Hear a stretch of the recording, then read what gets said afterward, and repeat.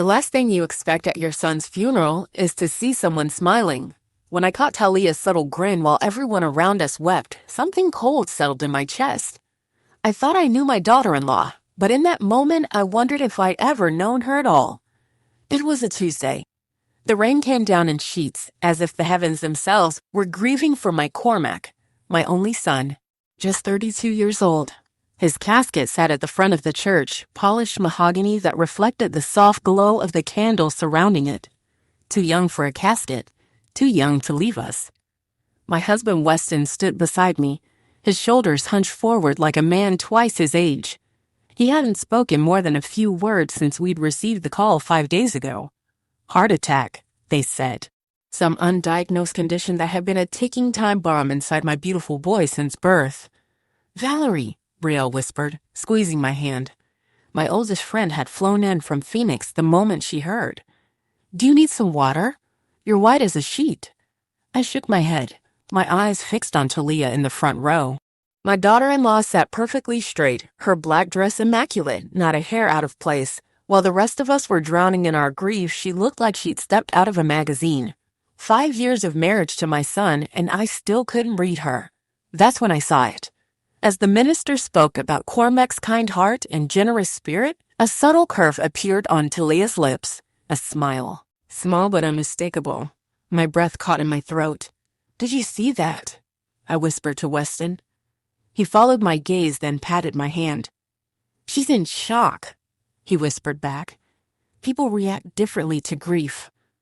But I couldn't shake what I'd seen. That smile didn't look like shock to me. The minister asked if anyone wanted to share memories of Cormac. Dominic, my son's best friend since kindergarten, walked to the podium. His hands trembled as he unfolded a piece of paper. "Cormac was the best person I knew," he began, his voice cracking. "He saw the good in everyone." I watched Talia's face as Dominic spoke. For a split second, their eyes met, and something passed between them. Tension, recognition, something I couldn't name. Dominic quickly looked away, focusing on his eulogy. He was working on something important these last few months, Dominic continued. Something he believed in. That was Cormac, always trying to make things right. Talia shifted in her seat, crossing her legs. Her phone lit up in her lap, and she glanced down at it. In the middle of her husband's funeral. I dug my nails into my palms to keep from saying something I'd regret. After the service, we stood in the cemetery under a sea of black umbrellas. The rain had slowed to a drizzle that beaded on the casket like tears. One by one, people placed white roses on top before walking away. When it was Talia's turn, she lingered longer than necessary, her hand resting on the polished wood. Her shoulders shook slightly, the first sign of emotion I'd seen from her all day. Maybe I'd been wrong. Maybe Weston was right, and she was just processing her grief differently than the rest of us. Then she turned, and I saw her face. No tears, not a drop of mascara out of place, and that same small smile playing at the corner of her mouth. "Thank you all for coming," she said smoothly as she rejoined the group. Cormac would be touched by how many people loved him. Her voice was steady, practiced, like an actress who had rehearsed her lines. Back at our house, people gathered with plates of food they wouldn't eat and glasses of wine they desperately needed. I moved through the crowd in a daze, accepting hugs and condolences from faces that blurred together. All I could focus on was Talia, moving from group to group with effortless poise. "How are you holding up?" Brielle asked, appearing at my side with a glass of water. "I don't know," I admitted. "Something feels wrong, Brielle." "Talia is handling this in her own way," Brielle finished for me. "Everyone grieves differently, Val. She was smiling at the funeral, I insisted. And now she's working the room like she's at a networking event, not her husband's wake." Brielle's expression softened with sympathy. "Honey, sometimes when people are in shock, it's not shock," I said firmly. "I've known that girl for 5 years, and something isn't right." Across the room, Talia checked her phone again, then slipped outside onto the back porch. Through the window, I could see her pacing as she spoke to someone, her free hand gesturing emphatically. "Who was she talking to?" I murmured. "Probably family," Brielle suggested. "Or her boss. She'll have to sort out leave time, insurance. There's a lot to deal with after someone passes." I nodded absently, but something tugged at the edge of my mind. Talia had no family to speak of, at least none she acknowledged. She'd told us her parents died when she was young, and she'd grown up in foster care. There were no siblings, no aunts or uncles at their wedding. Cormac had been her only family. When Talia came back inside, her cheeks were flushed despite the cool air. She made a beeline for Dominic, who had been keeping to himself in the corner of the living room. I couldn't hear what she said to him, but I saw how he stiffened, how his knuckles turned white around his glass. "Excuse me," I said to Brielle, moving closer to them under the pretense of collecting empty plates. "Should talk about this later," Dominic was saying in a low voice. "There's nothing to talk about," Talia replied. "He never told them, and now there's no reason they need to know." "No reason?" Dominic's voice rose slightly before he caught himself. "Talia, you can't just—" He stopped abruptly when he noticed me approaching. The two of them separated like guilty teenagers, Talia smoothing her already smooth dress and Dominic draining his glass in one gulp. "Mrs. Harrington," Dominic said formally. "He called me Valerie since he was 16. I was just telling Talia how sorry I am for your loss." "Thank you for your beautiful words at the service," I said, searching his face. The boy I'd known for 20 years couldn't meet my eyes. "Cormac valued your friendship so much." "Excuse me," Talia interjected. "I need to check on the caterers." We didn't have caterers. We had friends and neighbors who had brought casseroles and deli platters. But before I could say anything, she was gone, weaving through the crowd toward the kitchen. "Dominic," I said quietly, "what's going on?" He looked at me then, really looked at me, and I saw something like fear in his eyes, or maybe guilt. "Nothing, Mrs. Harrington. It's just a hard day for everyone." "Dominic, you've been like another son to me." "If there's something I should know, there isn't," he said too quickly. "I'm sorry, I need some air." He set down his glass and headed for the front door, leaving me standing alone with my suspicions and a plate of half-eaten food. Later, as the crowd thinned and the sky darkened to match my mood, I found myself in Cormac's old bedroom. We'd kept it mostly the same since he left for college, trophies on the shelves, his high school graduation photo on the dresser. I sat on the edge of his bed, running my hand over the quilt his grandmother had made him. A soft knock at the door made me look up. Weston stood in the doorway, his tie loosened, eyes red-rimmed. "Everyone's gone," he said. "Talia's decided to stay at a hotel tonight. Says she can't face their empty house yet." I nodded, not trusting myself to speak about Talia. Weston came and sat beside me, the bed creaking under our combined weight. "Do you remember when he broke his arm jumping off the garage roof with that umbrella? Thought he could fly like Mary Poppins." A laugh bubbled up through my tears. He was so proud of that cast. Made everyone sign it twice. He was a good boy. Grew into a good man. Weston's voice broke. "I keep thinking there's something we could have done. Some doctor we should have taken him to when he was little who might have caught it." I leaned my head against his shoulder. "There was nothing we could have done, Wes. Nothing." But even as I comforted my husband, doubt gnawed at me. Not about Cormac's health, about everything else. That smile. The phone calls. The whispered conversation with Dominic. Talia's complete lack of tears. "I think I'm going to lie down for a bit," I told Weston. "It's been a long day." He nodded, kissing the top of my head before leaving me alone with my thoughts. I didn't lie down. Instead, I found myself at Cormac's desk, opening drawers I had no business opening. I wasn't even sure what I was looking for, just something to make sense of the unease I couldn't shake. In the bottom drawer, beneath a stack of old birthday cards, I found a small silver key. Nothing special about it. Could open a padlock, a safety deposit box, maybe a storage unit. But something made me slip it into my pocket. My phone buzzed with a text from Brielle, "Checking on you. Call if you need anything. Love you." As I went to reply, another text came through from an unknown number. "Meet me tomorrow. 10 a.m. Cornerstone Coffee. Important. D. Dominic." I looked out the window at the night sky, the stars hidden behind clouds. My son was gone, buried today in the cold ground. But his secrets were still here, hanging in the air around us. And somehow I knew that mysterious smile of Talia's was at the center of it all. What I would discover in the next 24 hours would change everything I thought I knew about my son, his marriage, and the real reason his heart gave out at 32. I barely slept that night. The silver key I'd found in Cormac's desk seemed to burn a hole in my nightstand drawer. When morning came, I told Weston I needed some time alone, a white lie that tasted bitter on my tongue. He nodded, lost in his own grief, and said he'd visit his brother for a few hours. Cornerstone Coffee sat on the edge of downtown, a small brick building wedged between a bookstore and a law office. I arrived 20 minutes early, ordered a black coffee I wouldn't drink, and chose a table in the back corner where I could watch the door. Dominic walked in at precisely 10 a.m. He changed from his funeral suit to jeans and a wrinkled button-down, dark circles under his eyes, suggesting he'd slept even less than I had. He ordered at the counter, then scanned the room until his eyes landed on me. "Mrs. Harrington," he said, sliding into the seat across from me. "Thank you for coming." "It's still Valerie," I reminded him. "It's been Valerie since you were 16. A ghost of a smile crossed his face. "Sorry, old habits." "Why all the secrecy, Dominic? What couldn't you tell me yesterday?"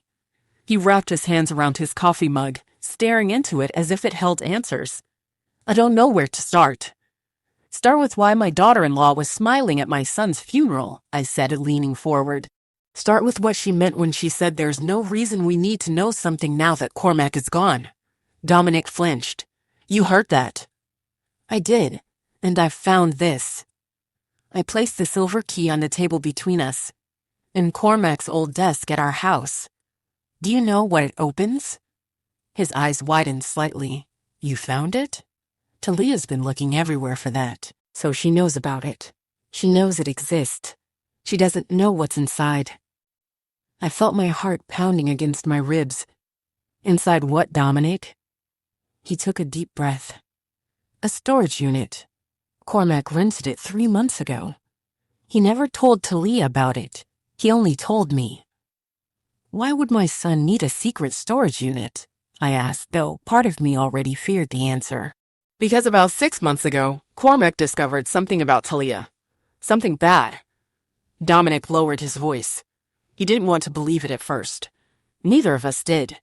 Talia always seemed so perfect. Perfect. Yes, that was the word for her. Too perfect, like a doll or a character in a movie. I remembered the day Cormac brought her home to meet us 5 years ago. She'd arrived with flowers for me, a bottle of Weston's favorite whiskey for him, and a smile that never quite reached her eyes. "She knew everything about you," I murmured, the memory suddenly clear. "Your favorite foods, your hobbies, the stories from Cormac's childhood. It was like she'd studied for a test." Dominic nodded. "That's Talia. Always prepared, always one step ahead." "What did Cormac find out?" I asked, dreading the answer. "Not here," Dominic said, glancing around the coffee shop. "The storage unit. I'll take you there. You need to see for yourself."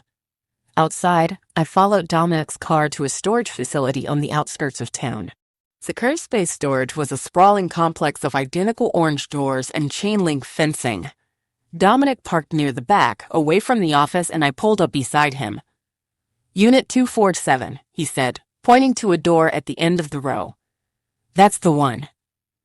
My hand trembled slightly as I pulled out the key. "Before we go in there," I said, "tell me something.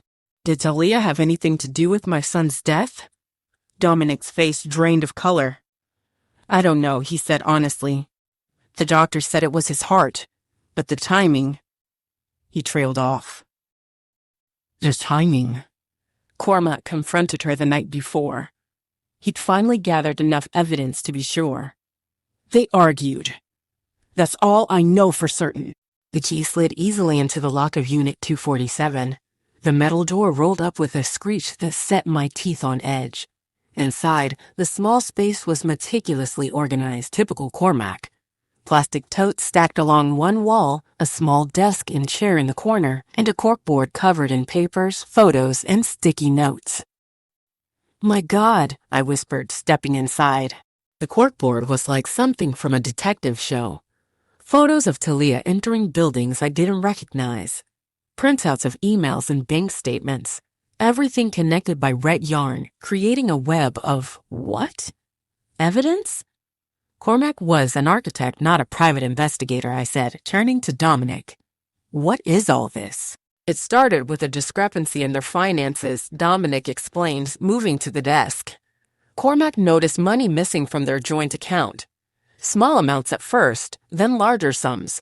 When he asked Talia about it, she always had an explanation, a forgotten bill, a surprise gift she was planning, car repairs. He pulled open a desk drawer and removed a thick folder. But Cormac was methodical. He started tracking everything, and the numbers didn't add up. So he dug deeper. The folder contained bank statements, account numbers, and transaction records. Most meant nothing to me, but even I could see the pattern of withdrawals and deposits that made no sense for a young couple's normal expenses. She was stealing from him, I asked, the betrayal a fresh wound on top of my grief. Not just from him, Dominic said grimly. From his clients. I sank into the desk chair, the implications hitting me like a physical blow. Cormac had built his architecture firm from nothing, specializing in eco-friendly renovations for older homes. His clients trusted him with significant deposits for materials and labor. Talia handled the firm's bookkeeping, I remembered. Cormac said she had a head for numbers. She does, Dominic confirmed. She was skimming from client deposits, manipulating the books so Cormac wouldn't notice, and laundering the money through a series of accounts. How much? Nearly $500,000 over 3 years. The room seemed to tilt. $500,000. Enough to destroy Cormac's business, his reputation, possibly send him to prison if the authorities thought he was involved. But why? I asked. They lived well, but not extravagantly. Talia didn't seem to care about designer clothes or jewelry. Where was the money going? Inside were more folders, each labeled with a name I didn't recognize. These are Talia's aliases, he said. At least, the ones Cormac uncovered. Driver's licenses, credit cards, even a passport. Cormac hired a private investigator when he first became suspicious. He handed me a thin manila envelope. This is what he found. The envelope contained a report and several grainy photographs. As I read, my hands began to shake. Talia Mercer doesn't exist, I said, looking up at Dominic. Her real name is Octavia Reeves, he finished. Daughter of Kenneth Reeves, who went to prison 12 years ago for running a Ponzi scheme that bankrupted dozens of families. The photograph showed a younger Talia, Octavia, visiting a prison, sitting across from an older man with the same sharp eyes. She was raised in the family business, Dominic continued. When her father went to prison, she disappeared, created a new identity, and eventually met Cormac. She targeted my son. The thought made me physically ill. All of it was a lie? Not all of it. I think she really did care for him in her way. Dominic sounded tired, worn down by the weight of these secrets. But the money was always the primary goal? She married Cormac for access to his business accounts and his client's trust. I stood up, needing to move, to do something with the anger and heartbreak threatening to overwhelm me. And Cormac discovered all this 3 months ago? Why didn't he go to the police immediately? Why didn't he tell us? He wanted irrefutable proof first. He was gathering evidence, building a case that would protect his clients and himself. Dominic hesitated. And he was trying to figure out how to protect you in Weston from the scandal. Protect us. We're his parents. We could have helped him. He was going to tell you, Dominic said softly. He had a plan to confront Talia, recover as much of the money as possible, and then come clean to everyone, you, the clients, the authorities. He just needed a little more time. Time. The one thing my son didn't have. I moved to the corkboard, studying the web of deceit Talia had woven around my son. Among the financial documents and surveillance photos was a picture I recognized, Cormac and Talia on their wedding day, both smiling at the camera. Cormac's smile reached his eyes. Talia's didn't. The night before he died, I said slowly, you said he confronted her. Dominic nodded. He told me he couldn't wait any longer. One of the clients was asking questions about their deposit, and Cormac was afraid the whole thing would unravel before he could control the damage. And they argued. Yes. He called me afterward, around midnight. He was upset, but determined. Said he'd given Talia an ultimatum, come clean and face the consequences, or he would go to the police himself the next morning. And then his heart. I couldn't finish the sentence. Then he said it could have been triggered by stress, Dominic said quietly.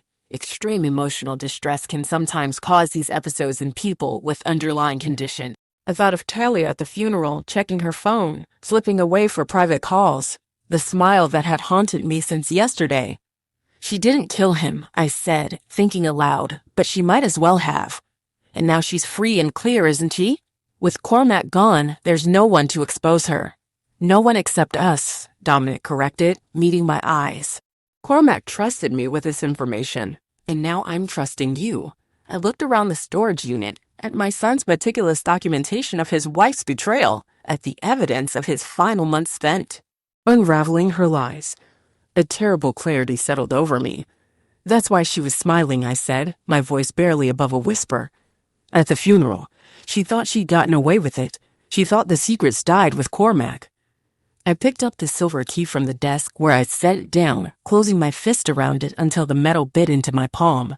She was wrong. Dominic watched me, concern etched on his face. What are you going to do, Valerie? I straightened my shoulders, a new resolve hardening within me. First, I'm going to find out where the money is. Then I'm going to find out what else my daughter-in-law has been hiding. I met his gaze, and then I'm going to make her pay for what she did to my son. Dominic and I agreed to keep Cormac's storage unit our secret. We cataloged everything inside, took photos with our phones, and locked it back up. The silver key felt heavier in my pocket as we drove away, weighted with responsibility. What will you tell Weston? Dominic asked as we stood by our cars. Nothing. Not yet. The decision tasted sour, but necessary. He's barely functioning as it is. I need more than suspicions before I break his heart all over again. Back home, Weston was still out. I sat at the kitchen table with a cup of tea gone cold, staring at my phone. Talia had texted while I was at the storage unit, coming by around 3 to pick up some of Cormac's things. Hope that's okay.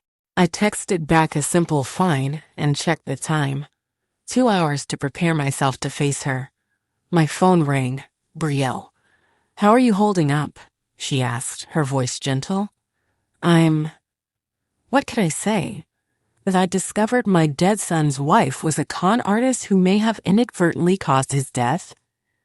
I'm taking it minute by minute. I'm bringing dinner over tonight.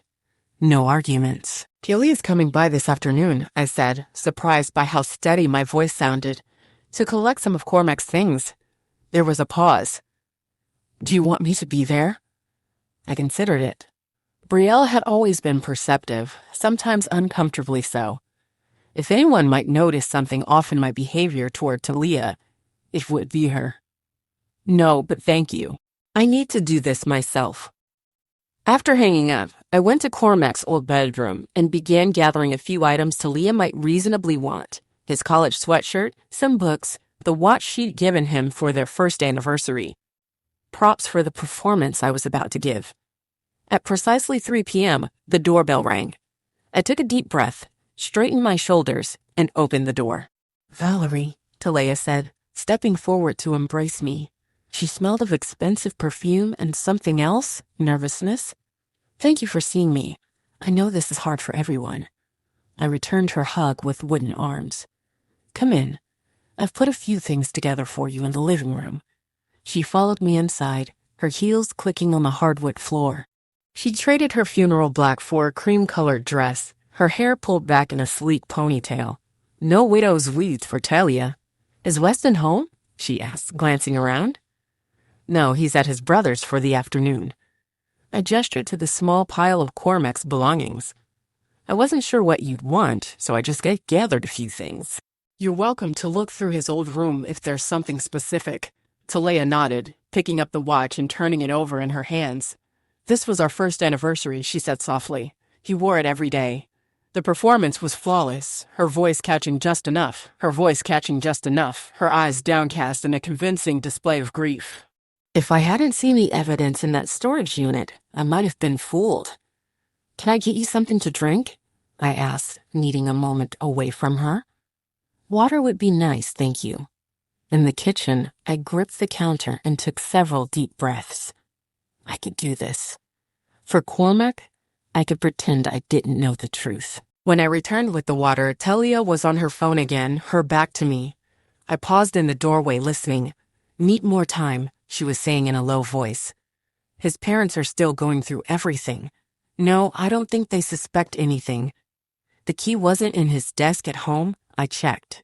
I know the deadline is approaching, but I can't just—" She turned and saw me, her expression shifting seamlessly from irritation to sorrow. "I'll call you back," she said into the phone, then slipped it into her purse. "Sorry, just dealing with some paperwork for Cormac's life insurance." "Of course," I said, handing her the water. "There must be a lot to sort through." "You have no idea." She took a sip of water. "The bank needs death certificates. The insurance company needs forms filled out. The mortgage company has questions. It's overwhelming." "I'm sure it is. Is there anything we can do to help?" She smiled gratefully. "Actually, there are a few things from your house that might make things easier." Cormac mentioned keeping some important documents in his old desk. "Would you mind if I took a look?" There it was. The real reason for her visit. His old desk? I didn't realize he kept anything current there. Just a few things from when we first got married. Probably nothing, but the insurance company is being particularly difficult. I led her upstairs to Cormac's room, my heart pounding. She made a show of looking around nostalgically before heading straight for the desk. "So many memories in this room," she said, running her hand along the bookshelves. "Cormac showed me all his childhood trophies the first time I visited." She opened the top drawer of the desk, then the second, her movements casual but her eyes sharp. When she reached the bottom drawer, where I'd found the key, I saw her shoulders tense slightly. "Find what you're looking for?" I asked, keeping my voice neutral. "Not yet," she said, rifling through the contents. "It might be in another spot. Did Cormac have a safe deposit box? Or maybe a storage space somewhere?" The directness of the question caught me off guard. "Not that he ever mentioned to me." She turned to face me, studying my expression. For a moment, the mask slipped, and I caught a glimpse of something cold and calculating in her eyes. "Cormac was always so organized," she said. "It's strange that he wouldn't have everything in order." "My son had many wonderful qualities," I replied. "But he was only human. None of us knows when our time will come." Something flashed across her face. Guilt? Fear. It was gone too quickly to identify. "Well," she sighed, closing the drawer, "I'm sure it will turn up eventually. The insurance company can wait." As we headed back downstairs, my phone buzzed with a text. "Check the news. Alvarez Construction filing for bankruptcy. One of Cormac's biggest clients." I slipped my phone back into my pocket, my mind racing. Alvarez Construction had been one of the first major clients to sign with Cormac's firm. Had they been victims of Talia's scheme? "Everything okay?" Talia asked, noticing my distraction. "Just Brielle," I lied. "She's bringing dinner later." Talia gathered the items I'd set out for her. "I should get going." "Thank you for these." She hesitated, then added, "Valerie, I know this might not be the right time, but I was wondering if you and Weston had given any thought to Cormac's firm." "His firm?" The question seemed to come from nowhere. "Yes. There are ongoing projects, clients waiting for completions, employees who depend on those paychecks. Someone needs to make decisions." "It's been less than a week since my son died," I said, unable to keep the edge from my voice. "We haven't had time to think about his business." "Of course, I understand. It's just—" She adjusted her purse strap, a gesture I now recognized as calculated rather than nervous. "As Cormac's wife, I technically inherit his stake in the company. I was thinking I could step in, at least temporarily, to keep things running." The audacity was breathtaking. After stealing from his clients, she wanted control of his entire business. "I don't think that would be appropriate," I said carefully. "You handled the bookkeeping, not the architectural work. The firm's reputation is built on Cormac's designs." Her smile tightened. "I was only trying to help. The firm will lose clients if projects stall for too long." "We'll figure something out," I said firmly. "Perhaps Dominic could step in. He and Cormac work closely on many projects." "Dominic?" She couldn't quite hide her displeasure. He's not even an architect. He's just a structural engineer who consulted occasionally. He was also Cormac's best friend and knows the business better than anyone except my son. Talia picked up her bag of Cormac's belongings, her knuckles white around the handles. We can discuss it later. I'm sure we all want what's best for Cormac's legacy. As I showed her to the door, she paused on the threshold. By the way, have you spoken with Dominic since the funeral? The question seemed casual, but I felt the trap in it. Briefly, I said. Why? No reason. He seemed upset yesterday. I was concerned about him. Grief affects us all differently, I echoed her earlier platitude. After she left, I watched through the window as she sat in her car for several long minutes, making another call. My phone buzzed with a text from an unknown number. Need to talk. Meet at Riverfront Park. 6 p.m. Betrayal? But she already had plans to come for dinner.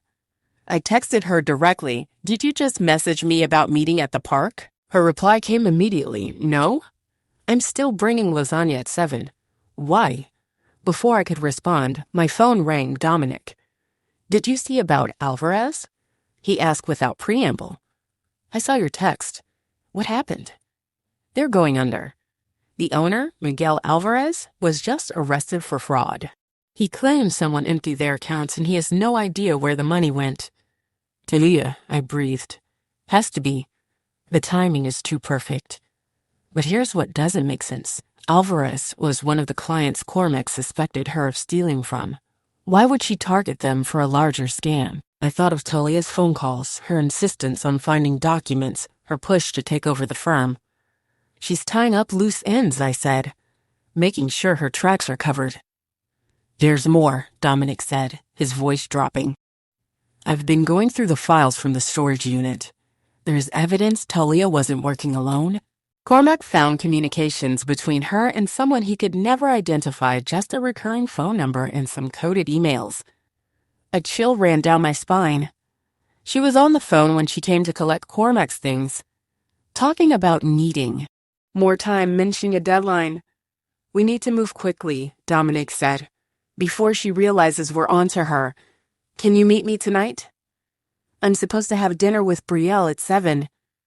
"Cancel. This can't wait." As I hung up, my gaze fell on a framed photo of Cormac on the mantel, his college graduation, his whole life ahead of him.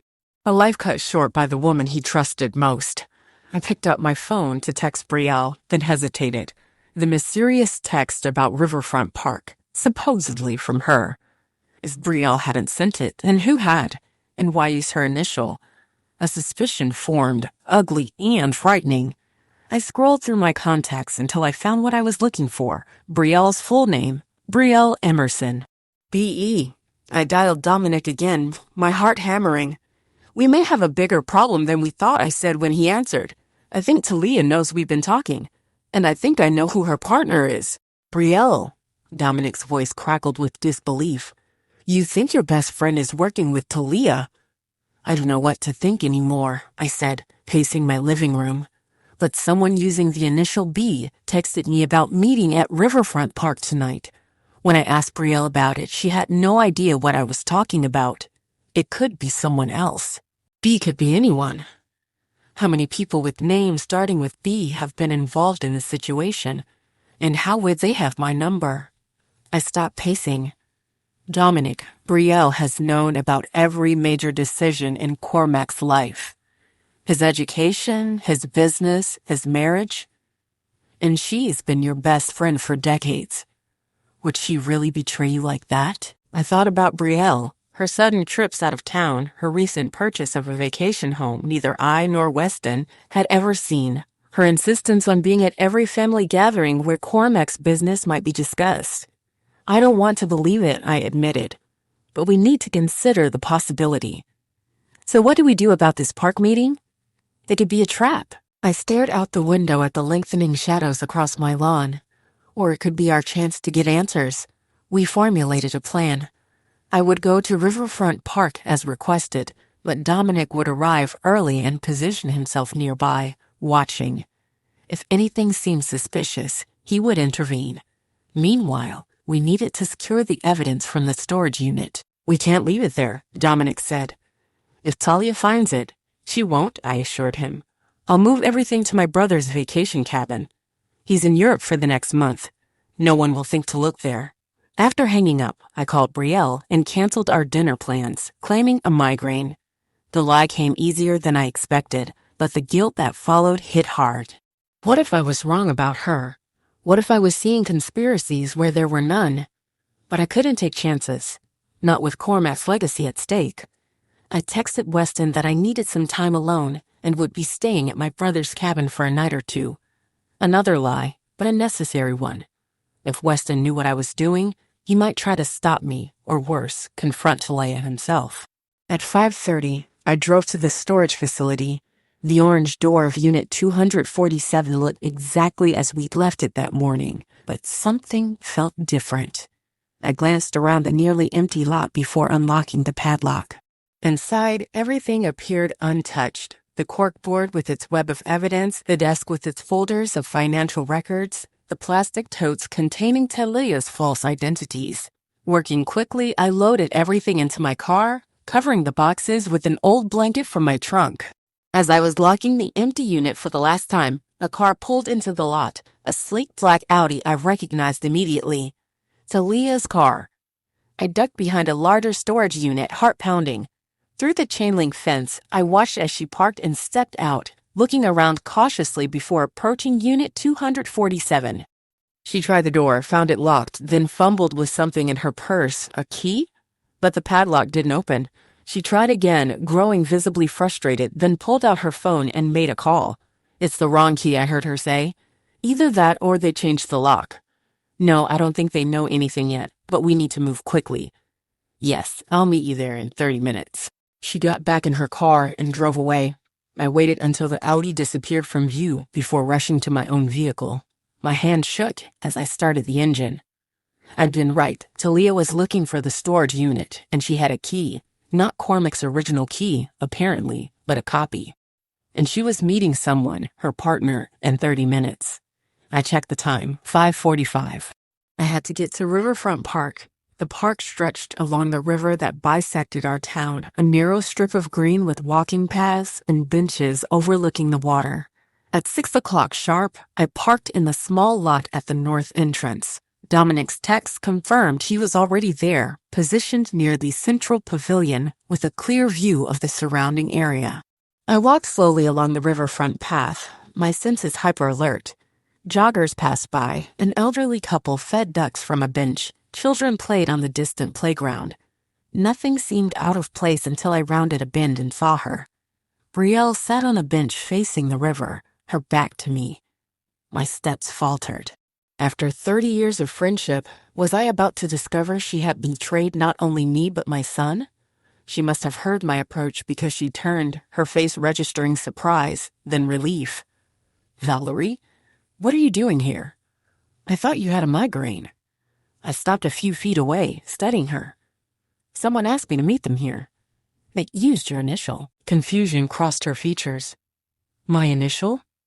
I don't understand. Neither did I at first. I took a seat beside her, maintaining some distance. Brielle, I need to ask you something, and I need you to tell me the truth. She looked concerned now. Of course. What's going on? Did you know? I asked simply. About Talia? About what she was doing to Cormac? Brielle went very still. What was she doing to Cormac? I watched her face carefully, looking for any sign she was lying. She was stealing from him. From his clients. She's not who she pretends to be. Shock registered in her eyes, followed by disbelief. Stealing? Talia? Val, that's crazy. She adored Cormac. No, she didn't. She used him. She's been running a con from the beginning. Her real name isn't even Talia. It's Octavia Reeves. Brielle's mouth fell open. How do you know all this? I hesitated, then decided to take the risk. Cormac knew. He found out months ago and had been gathering evidence against her. Dominic and I found it all in a storage unit Cormac rented. Dominic is involved in this? Her voice sharpened. He was helping Cormac. And now he's helping me. Brielle stood abruptly, pulling her phone from her pocket. I need to make a call. I stood too, my suspicions flaring. Who are you calling? The police? Obviously. If what you're saying is true, no police. Not yet. I reached for her phone. We don't have all the pieces in place. She pulled back, staring at me. Val, what are you planning to do? Find out where the money went. Make her confess. Make sure she can't do this to anyone else. That's not your job. That's for the authorities to handle. The authorities won't understand what she did to my son, I said, my voice breaking. The night before he died, he confronted her. The stress of that confrontation might have triggered his heart attack. Brielle's expression softened. Oh, Val. You can't blame Talia for Cormac's heart condition. I don't, but I can blame her for the stress that triggered it, for the lies that broke his heart before it stopped beating. I took a deep breath. Brielle, I need to know. Are you involved with her? Involved? What are you talking about? Cormac's evidence suggests Talia had a partner. Someone helped her set up accounts, launder the money, create false identities. Understanding dawned on her face. And you think that someone is me? Your oldest friend? Val, that's insane. Is it? You've been acting strange for months. The sudden trips, the new vacation home you won't let anyone visit, always being present for discussions about Cormac's business. Brielle stared at me, then slowly sat back down on the bench. You want to know about my trips? About the vacation home? She pulled up her sleeve to reveal a series of fading bruises. I've been undergoing chemotherapy, Val. Stage 3 breast cancer. The vacation home is actually a wellness retreat I've been staying at between treatments. I didn't tell you because I didn't want to burden you with my problems when you were so worried about Cormac's business troubles. The ground seemed to shift beneath my feet. Chemo? But your hair? Expensive wig. She gave a sad smile. Modern medicine, right? Why wouldn't you tell me? I asked, my suspicions evaporating into shame. I'm your best friend. You had enough on your plate with Cormac's stress over the business. He'd been confiding in me, you know. Not about Talia stealing, he never mentioned that, but about cash flow problems, clients with unexpected financial issues. I figured it was the economy, not embezzlement. She squeezed my hand. I was going to tell you after things settled down with him. I sank onto the bench beside her, the weight of my accusation heavy between us. I'm so sorry. I should have trusted you. It's grief, Val. It makes us irrational. She looked out at the river. But if what you're saying about Talia is true, we need to be careful. Very careful. My phone buzzed, a text from Dominic. Black Audi just pulled into the south lot. Talia's here. I showed Brielle the message, my determination returning. She's looking for someone. Her partner, I think. Brielle's expression hardened. Then let's find out who it is. We moved away from the bench, finding a concealed spot behind a cluster of trees with a view of the main path. Dominic texted that he was moving to a position where he could see Talia without being spotted.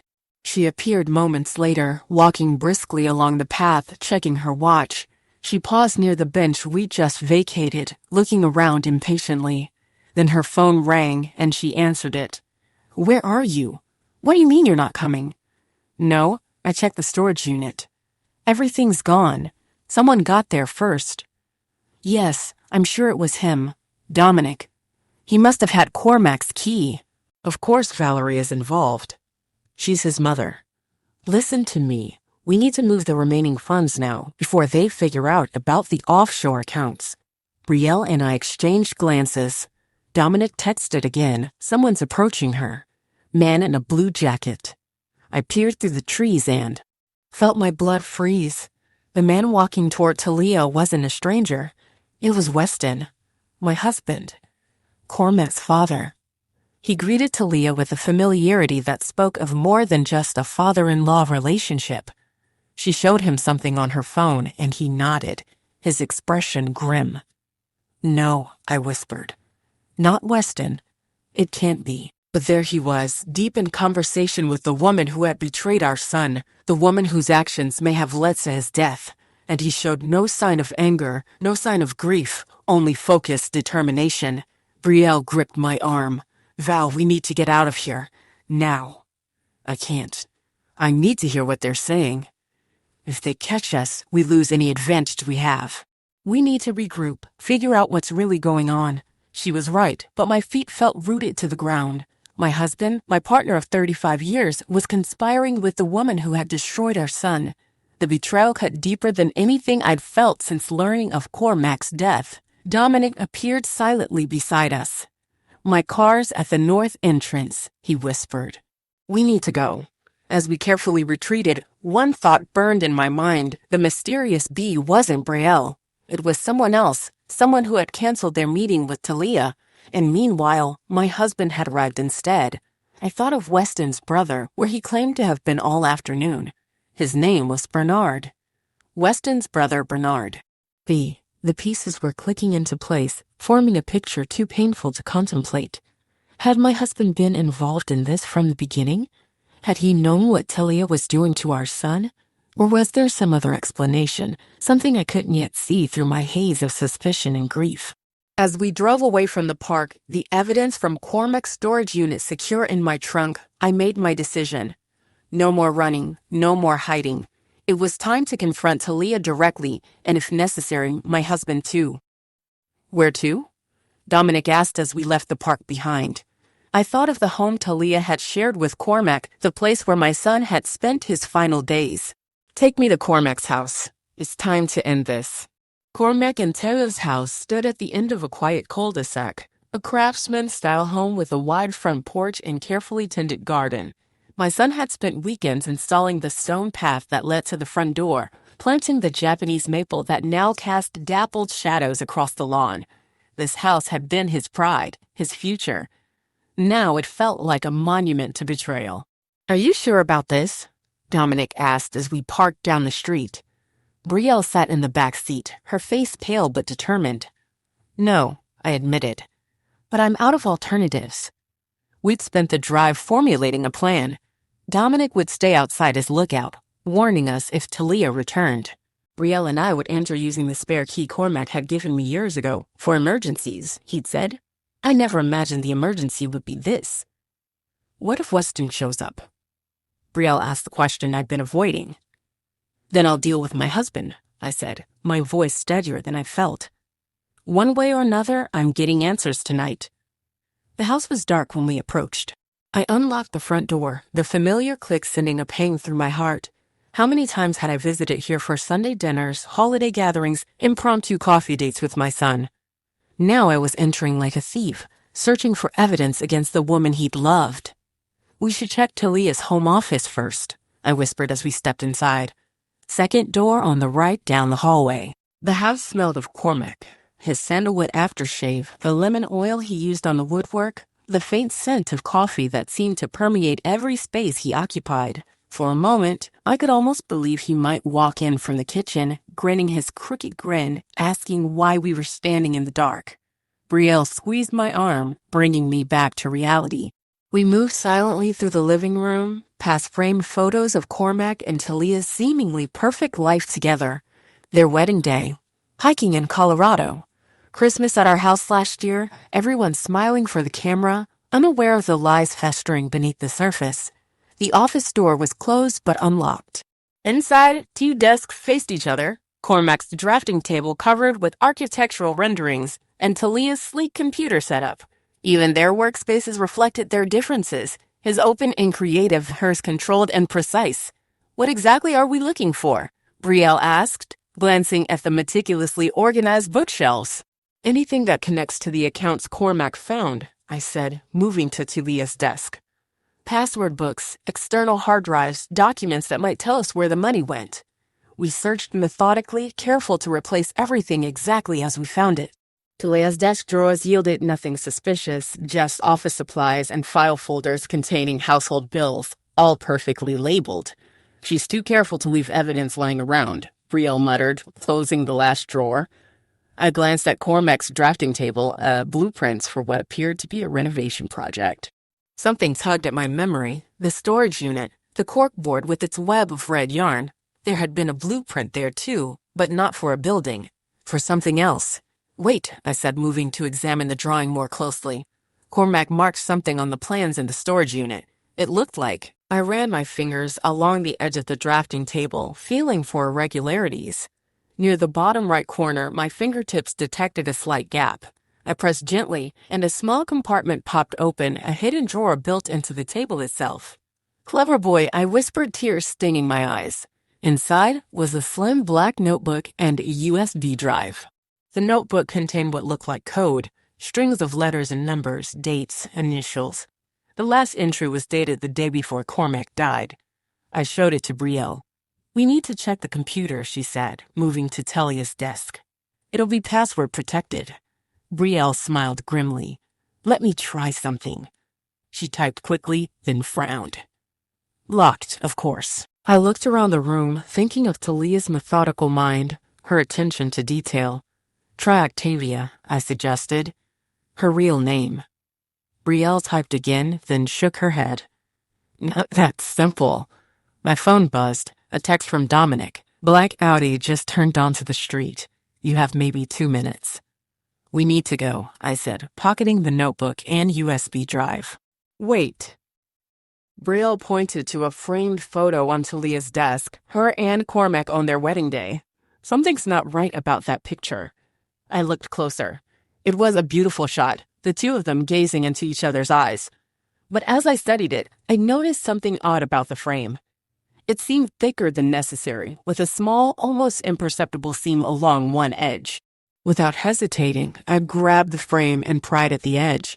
The back popped off, revealing not just the wedding photo, but a hidden compartment behind it. Inside were a passport in the name of Octavia Reeves, a small notebook with account numbers, and a micro SD card. "Jackpot," Brielle whispered. Another text from Dominic. "She's pulling into the driveway. Get out now." We scrambled to replace the frame, rushing toward the back door as headlights swept across the front of the house. In our haste, Brielle knocked into a side table, sending a vase crashing to the floor. "Leave it," I hissed, pulling her toward the kitchen. We slipped out the back door just as we heard the front door open. Keeping low, we crept around the side of the house, darting from shadow to shadow until we reached the street where Dominic waited in his car, engine running. "Go, go, go," Brielle gasped as we tumbled into the back seat.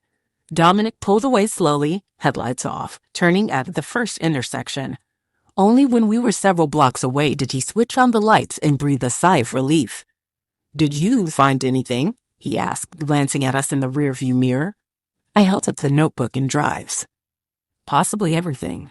We drove to Brielle's house, agreeing it was the safest place to examine our findings. Her home office had an older computer, disconnected from the internet, perfect for checking the USB drive and SD card without risk of triggering any remote alerts.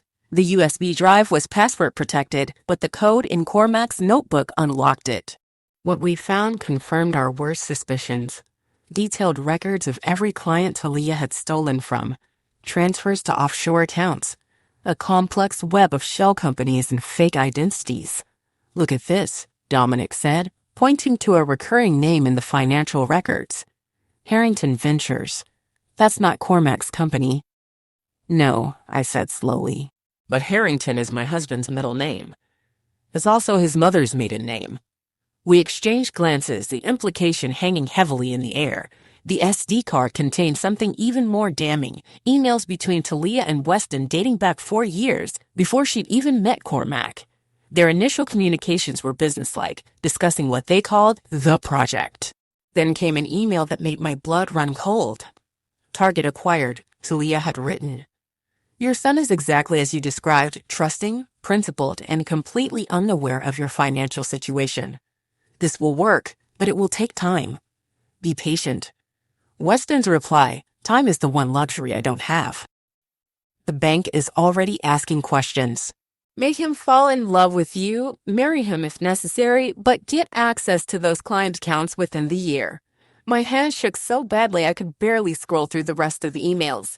The story they told was devastating. My husband, facing financial ruin after a series of failed investments, had hired Talia, then Octavia, to target our son. Not just for his money, for access to his clients' deposits. Deposits large enough to save Weston from bankruptcy, disgrace, and possibly prison. He used our son, I whispered, nausea rising in my throat. His own child. Brielle put her arm around my shoulders. Val, I'm so sorry. What I don't understand, Dominic said, still scanning the documents, is why Cormac confronts Talia but not his father. These emails make it clear Weston was involved from the beginning. I thought back to the storage unit, the carefully organized evidence. Maybe he didn't know. These emails weren't in his files. I closed my eyes, imagining my son's devastation if he discovered not only his wife's betrayal, but his father's as well. Maybe that final confrontation was just with Talia. The doorbell rang, making us all jump. Brielle checked the security camera she'd had installed during her cancer treatments. It's Talia, she said. And she's alone. How did she know we'd be here? Dominic asked, quickly backing up the files. She didn't, I realized. She's going everywhere she thinks I might be trying to find what we took from her house. What do we do? Brielle looked to me for direction. I gathered the evidence, the notebook, the drives, the printouts we'd made. We confront her. Right here, right now. Are you sure that's wise? Dominic asked. She could be dangerous. So am I said, my grief hardening into resolve. She helped destroy my son. I'm not hiding from her anymore.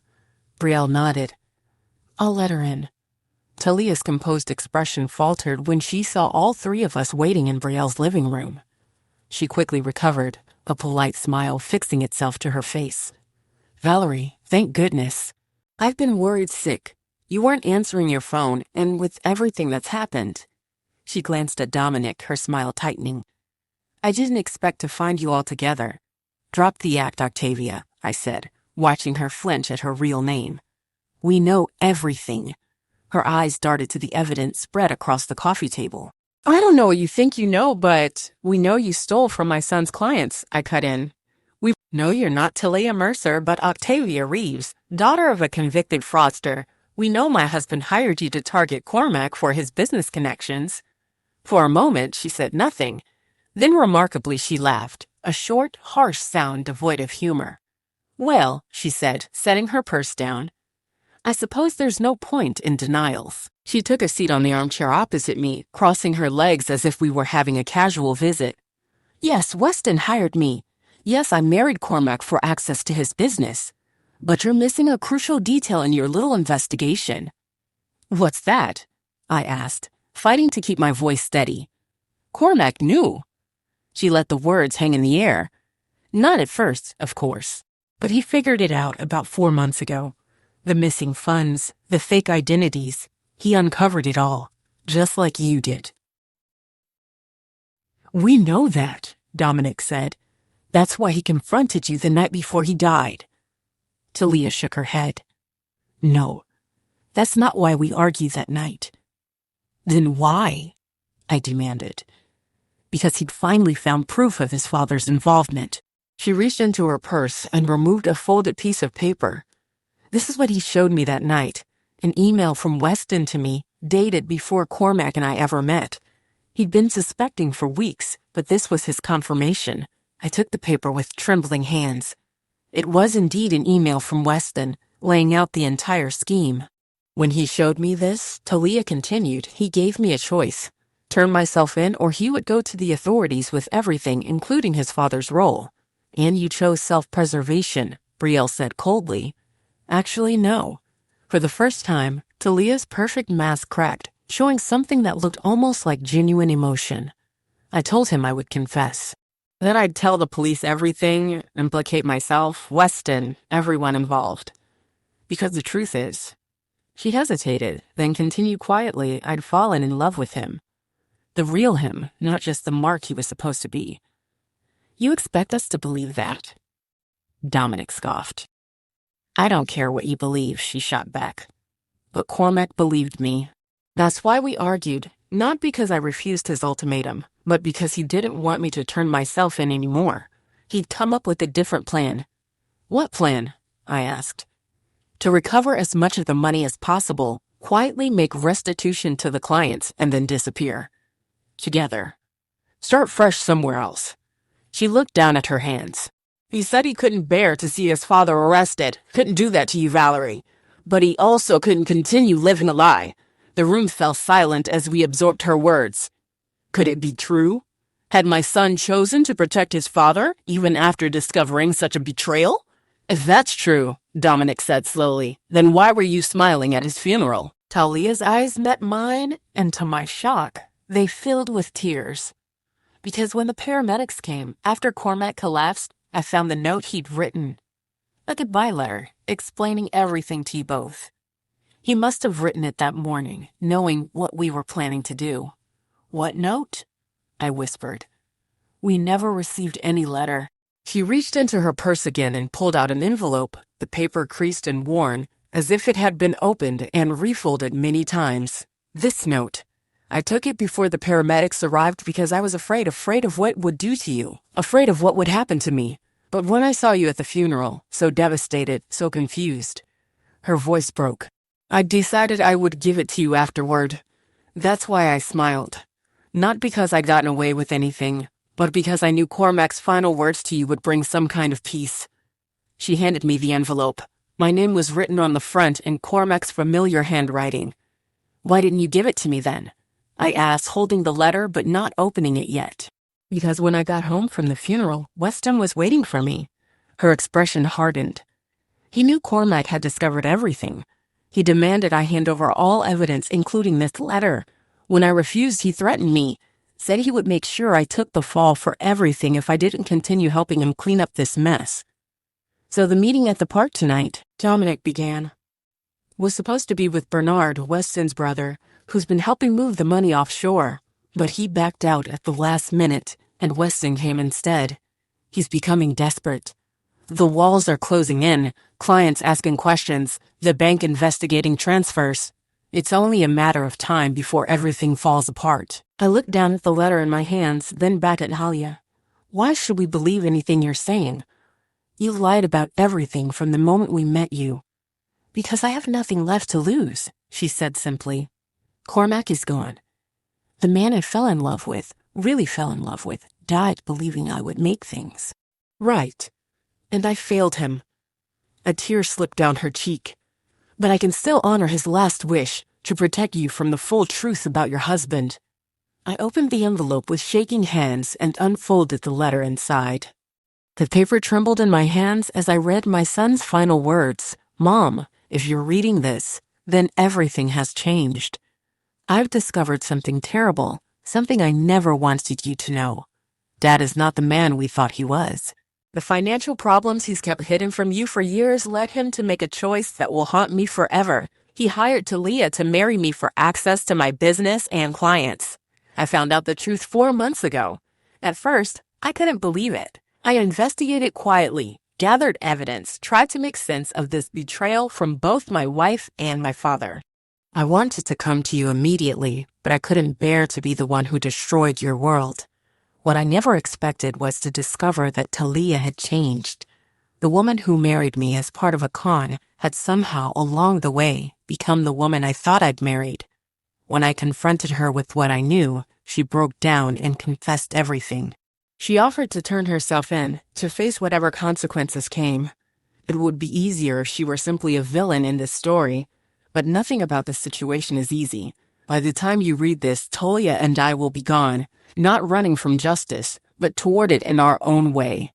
We've made a plan to recover as much of the stolen money as possible and make anonymous restitution to the clients who were victimized.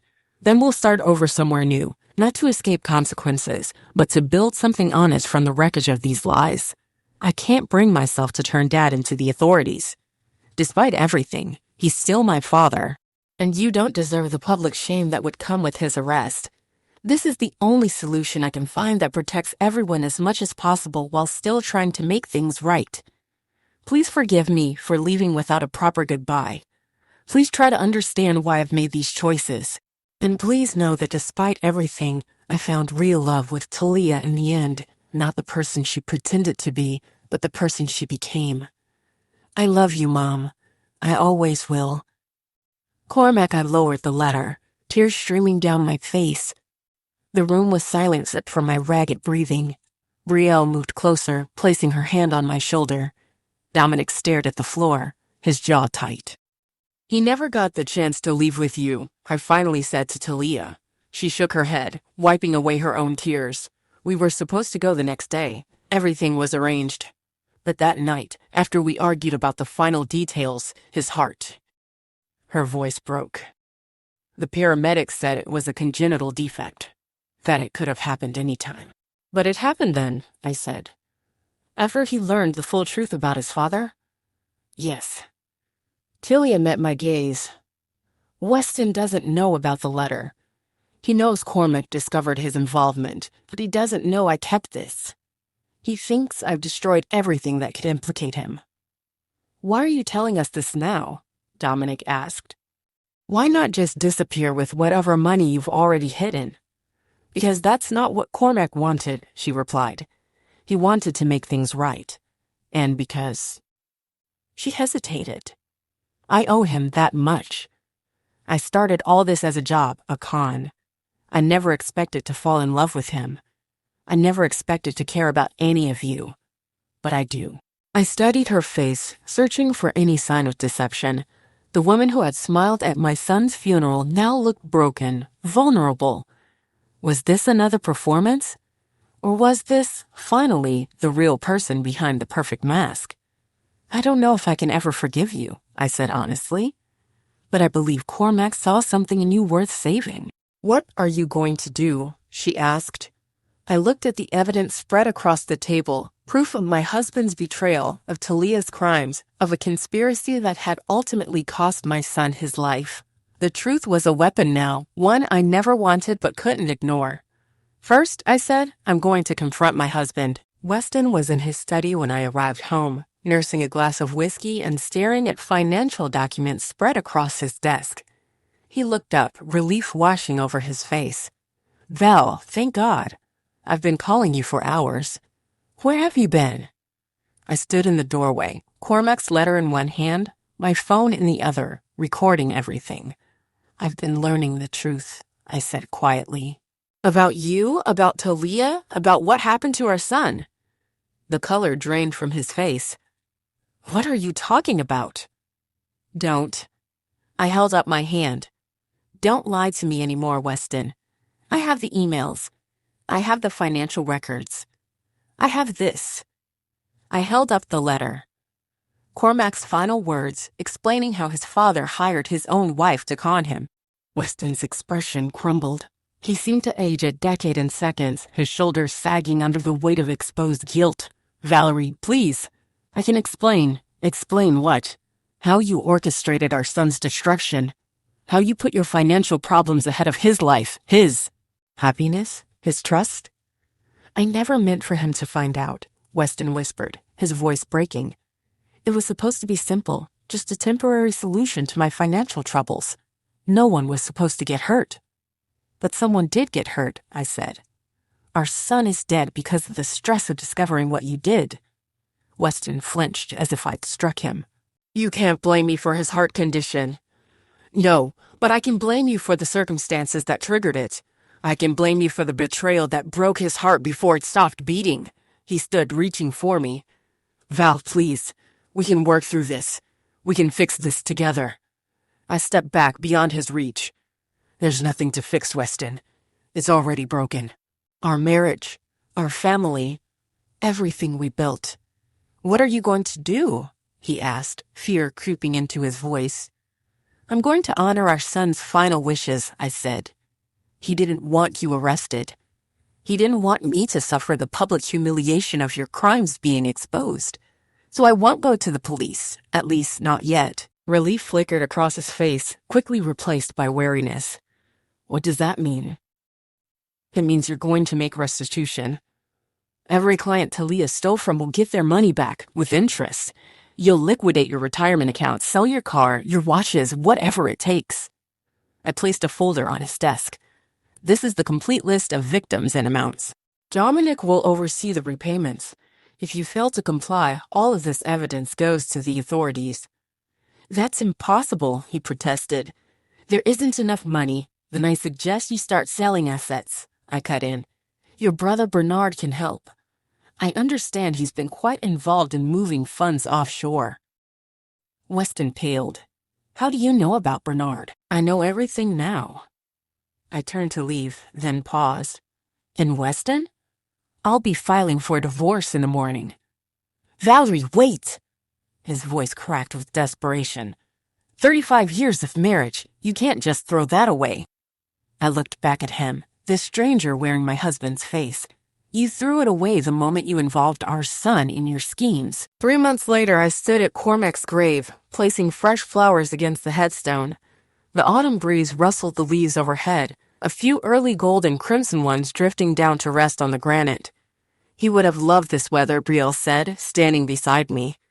Her hair was growing back, a soft fuzz covering her scalp as she recovered from her final round of chemotherapy.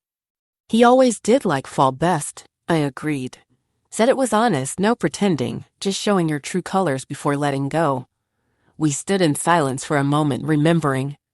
Have you heard from Weston? She finally asked. His lawyer called. The last of the restitution payments went through yesterday. I sighed. He's moving to Florida to live with Bernard. Starting over, he says. And Talia? I glanced at the envelope in my hand, postmarked from Seattle, no return address. Still sending monthly updates on the recovered funds. According to Dominic, she's working with a lawyer to return money to clients who weren't even on our initial list, doing it anonymously through a victim restitution fund. Do you believe she really loved him? Brielle asked. I thought about the letter I'd received last week. The page of heartfelt apologies. The pressed forget-me-not flower that fell from the envelope, Cormac's favorite, the ones he planted along their garden path. I think she became the person he thought she was, I said finally. Too late to save him, but perhaps in time to save herself. We walked slowly back to the car, arm in arm. The divorce had been finalized last week. The house, our family home for 30 years, was on the market. I'd found a small cottage near the river, a peaceful place to begin whatever came next. You know what still haunts me? I said as we drove away from the cemetery. That smile at the funeral, knowing now what it meant. What did it mean? Brielle asked. Relief, but not the kind I thought. Relief that she could finally tell me the truth. Relief that she could fulfill her promise to Cormac by giving me his letter. A smile of resolution, not triumph, Brielle mused. Exactly. I watched the familiar streets pass by the window, each one filled with memories of a life I was leaving behind. We see what we expect to see? I expected a villain, so that's what I saw. And now? Now I see the truth that people are complicated, that villains can become heroes and heroes can fail, that love can grow in the strangest soil. I glanced at the envelope from Seattle on my dashboard, that sometimes a smile at a funeral isn't what it seems. When we reached my new cottage, Dominic was waiting on the porch, a folder in his hand and determination on his face. What's this? I asked as he handed me the folder. Blueprints, he said. Found them in another hidden compartment in Cormac's drafting table. They're plans for an addition to your house, a sunroom overlooking the river. He was going to surprise you for your birthday next month. I opened the folder with trembling hands. There they were, my son's final gift. Detailed drawings of a beautiful space filled with light, with a note in the margin for Mom's morning coffee spot. South-facing for maximum sunshine, just like her. He was always thinking of others, I said softly. Even at the end. I have a construction crew ready to start whenever you're ready, Dominic said. It would be an honor to complete his final project. I looked at my new home, small, unfamiliar, waiting to be filled with whatever life I chose to build now. And I thought of the sunroom Cormac had designed, a space filled with light and warmth. Yes, I said, making my decision. Let's build it.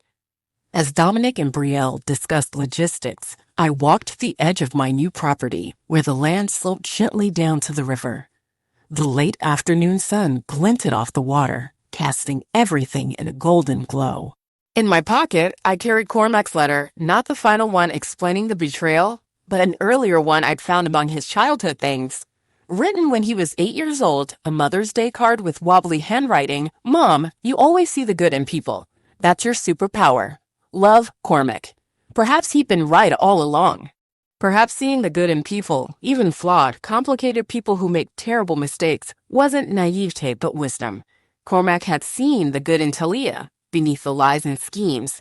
And in his final act, he tried to see the good in his father too, offering protection he didn't deserve. I couldn't go that far, not yet. But as I looked out over the river, watching the current carry fallen leaves downstream, I felt something unexpected stirring within me. Not forgiveness, exactly, but understanding. And with it came a sense of peace I hadn't thought possible just months before. Behind me, I heard Brielle call my name. I turned away from the river, walking back toward my friends, toward the future, carrying the past with me but no longer weighed down by it. Tomorrow we would break ground on Cormac's sunroom. Tomorrow, light would begin to fill the spaces darkness had claimed. And each morning after, I would sit in that light with my coffee, remembering my son, not for how he died, but for how he lived, seeing the good, even when it was hidden behind a smile at a funeral.